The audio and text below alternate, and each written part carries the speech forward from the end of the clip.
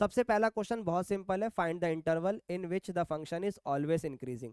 आपको ये वो इंटरवल बताना है जिसमें ये हमेशा बढ़ते रहे। तो मैं प्रॉपर प्रोसीजर के साथ बताता हूँ, ध्यान से देखना। एफ एक्स का होगा डेरिवेटिव, पहले सवाल लिख लो। एफ डैश एक्स, एक्स का हो गया 1 और 1/x का हो गया -1/x²। ठीक है, अब इसको आप रख दो इक्वल टू 0, तो 1 - 1/x² इक्वल टू 0 हो गया। 1/this और ये इधर चला गया तो x² इक्वल टू 1 आ गया। तो x की वैल्यू आ गई प्लस माइनस का 1। याद रखना x की वैल्यू क्या आ गई, प्लस माइनस का 1। अब यहाँ पर जैसे ही आपने ये करा तो नंबर लाइन पर ना, नंबर लाइन पर माइनस इन्फिनिटी से प्लस इन्फिनिटी तक आप वैल्यू लिखते हो अगर रियल नंबर्स की बात हो रही है। दो वैल्यू हैं, एक -1 और एक +1। अब हमेशा इस तरीके से इंटरवल बनाओ, इससे आपको क्वेश्चन करने में हमेशा सहूलियत ही मिलेगी। माइनस इन्फिनिटी से -1, -1 से 1 और 1 से इन्फिनिटी। ठीक है, देखते चलना। अब इसके बाद आप यहाँ पर वैल्यू को पुट करोगे कैसे, अब मैं आपको बताता हूँ। Sign of F dash X, याद रखना एक्स नॉट इक्वल टू 0 है। फिर हम बताएंगे इसका नेचर, ये प्रॉपर पैटर्न से बता रहा हूँ मैं आपको। ये क्रिटिकल पॉइंट हो जाएगा आपका। कौन सा पॉइंट, क्रिटिकल, कई बार केस स्टडी में पूछता है इसके बारे में। अब आपको क्या करना है, इसमें से कोई वैल्यू उठाओ और इसमें पुट करो।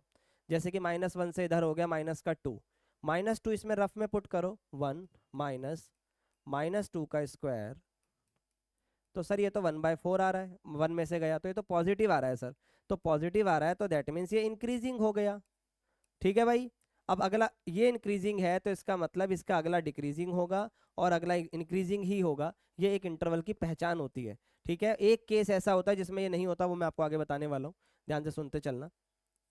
अब यहाँ पर आप नोटिस करो कि इंक्रीजिंग किस इंटरवल के अंदर आया, माइनस इन्फिनिटी से -1, और खाली इंक्रीजिंग पूछा, स्ट्रिक्टली नहीं पूछा, तो अब मैं क्लोज इंटरवल लगाऊंगा। ठीक है, और यहाँ पर 1 से इन्फिनिटी पर इंक्रीजिंग आया।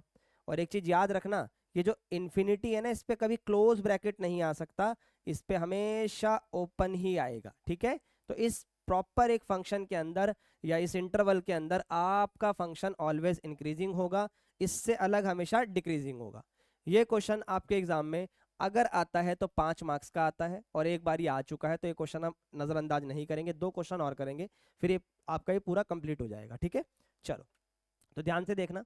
सबसे पहले आप जब भी आपके सामने एफ एक्स आएगा, थोड़ा लेंथी क्वेश्चन है ये, ध्यान से सुनना। सर 3/10 x की पावर 4, 4/5 x की power 3, 3x² plus 36/5x plus 11। तो सबसे पहले आप डेरिवेटिव कर दो। ये होगा 4×3 = 12 x की पावर 3/10, 4×3 = x की पावर 2, डेरिवेटिव कर रहे हैं भाई। फिर ये 6x और ये 35/6, 36/5। अब हम क्या करेंगे सर, ये कट रहा है, 2×6 = 12, 2×5 = 10। तो अगर मैं एलसीएम लूँ तो 5 आ जाएगा। ये 6x³, ये 12x², और इसमें अगर एलसीएम लेंगे तो ये 30x और ये आपका 36। सर ऊपर भी कुछ कॉमन आ रहा है, यस 6 आ रहा है कॉमन, तो ये x³ बचा, ये 6×2 = 12 और ये आपका 6×5 = 30 और 6×6 = 36। तो बेटा इसके फैक्टर अगर आपको आते हैं तो रफ में टीचर को बनाकर दिखाना, मैं भी आपको रफ में ही बनाकर दिखाऊंगा। देखो जरा, x³ -2x², कई बच्चे से भूल चुके होते हैं भाई, इसलिए करवा रहा हूँ, माइनस का 5x प्लस में 6। हमेशा ना एक ऐसी वैल्यू ढूंढो, एक ऐसी वैल्यू ढूंढो जिसको 1 मतलब इसमें पुट करने से वो 0 बन जाए। तो हमेशा शुरुआत करो +1 से, वो ना हो तो फिर -1, और फिर इसके फैक्टर बनाओ। तो 6 के फैक्टर में 1 तो आता ही है, 2 भी आता है, फिर 2, फिर -2, ऐसे चलते जाओ। पर 99% चांस 1 या -1 में से आंसर आ जाता है। रेयर ऑफ रेयर 2 तक तो पहुंचोगे तो आंसर आ ही जाएगा, उससे ऊपर जाना नहीं पड़ेगा आपको।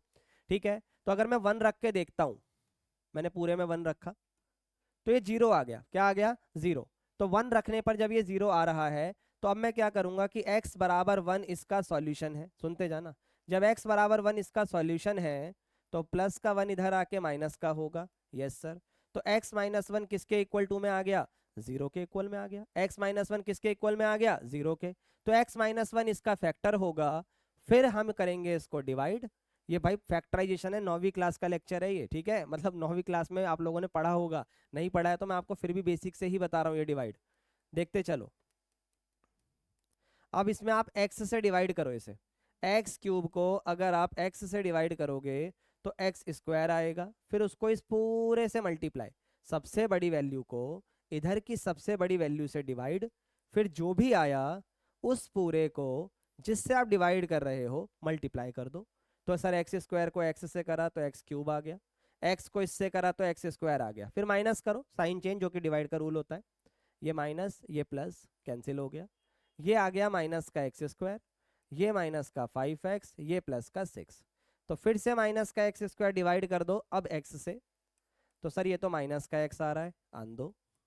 अब माइनस से मल्टीप्लाई करो, माइनस माइनस प्लस, ये प्लस ये माइनस कैंसिल, ये माइनस का 6 हो गया, ये प्लस का 6 हो गया, -6 को इस एक्स से डिवाइड करो तो फिर माइनस का 6 आ जाएगा, और ये प्लस का 6, साइन चेंज कर दो, प्लस माइनस, तो क्या आ गया 0। सर पूरी डिवाइड हो गई, तो बेटा यहाँ पर फैक्टर क्या बने, पहला तो बना था x-1 और दूसरा वो पूरा ये क्वाड्रेटिक वाला, तो इसको आप कैसे लिखोगे x-1, और ये डिवाइड आपको रफ में साइड में ही करके दिखानी है, टीचर को दिखनी चाहिए ये मेहनत, ठीक है भाई, ऐसे नहीं कि बिल्कुल ही पीछे कर दिया और दिख ही नहीं रही है, बिल्कुल क्वेश्चन के बगल में लाइन खींच के करना है इसे, ठीक है। अब इसके फैक्टर बनाओगे, मिडल टर्म स्प्लिटिंग ये आनी चाहिए भाई, x-3 और x प्लस का 2, अब इनको रख दो आप 0 के इक्वल, तो जब इन तीनों को बारी बारी 0 के इक्वल रखोगे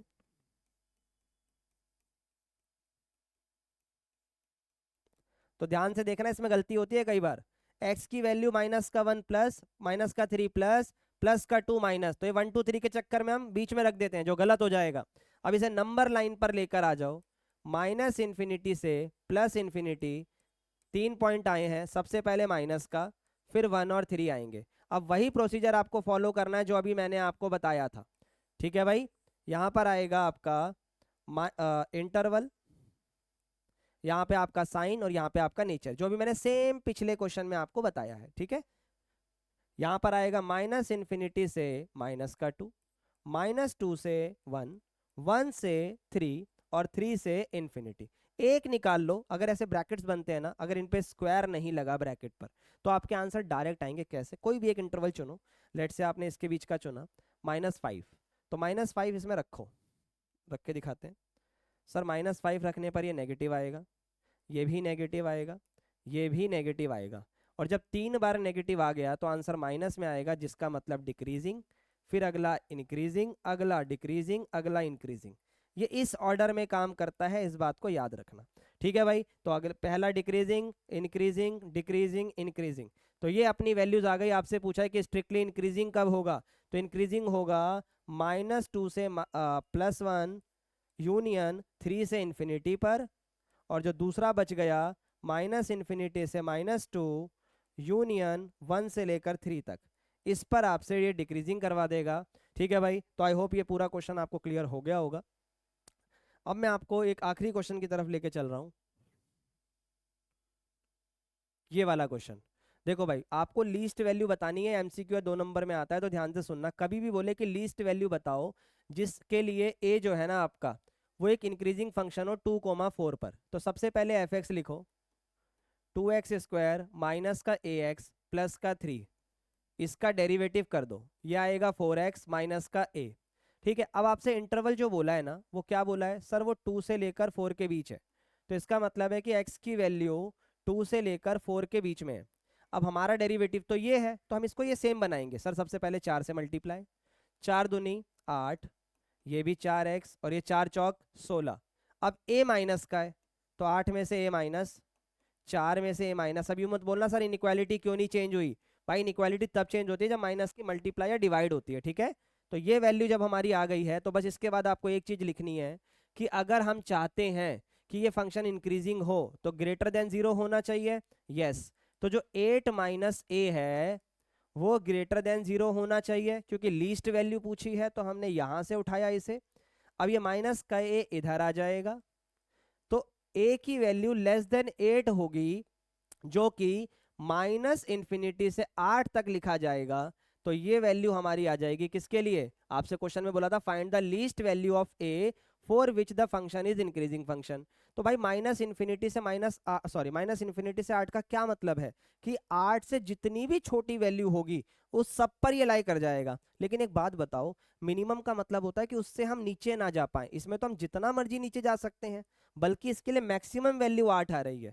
तो मिनिमम वैल्यू क्या होगी इसकी? नो। यानी हम यहाँ लिखेंगे there is no minimum value. ठीक है भाई, तो आई होप ये आपको समझ में आ गया होगा। अच्छे से इसे करिए और अपना एग्जाम बिल्कुल बढ़िया तरीके से दीजिए। और भी किसी प्रकार का डाउट है तो आप व्हाट्सएप कम्युनिटी पर आकर आप मेरे से पूछ सकते हैं। मिलते हैं नेक्स्ट वीडियो में। Bye bye and take care guys.